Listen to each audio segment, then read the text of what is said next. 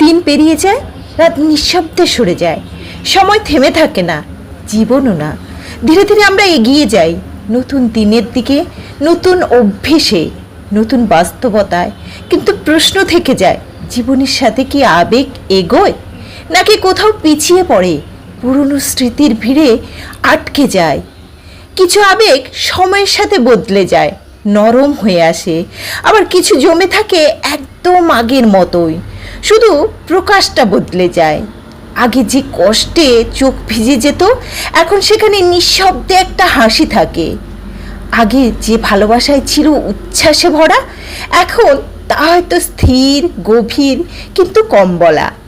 জীবনের ধাক্কা, অভিজ্ঞতার চাপ, সব মিলিয়ে আবেগের ওপরে একটু একটু করে জং ধরে রঙিন অনুভূতিগুলো ধীরে ধীরে ধূসর হয়ে যায়।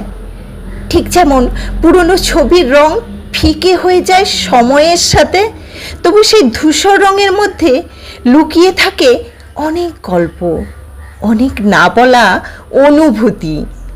হয়তো আবেগ পুরোপুরি হারিয়ে যায় না, সে শুধু বদলে যায়, সময়ের সাথে নিজেকে নতুন করে গড়ে নেয়।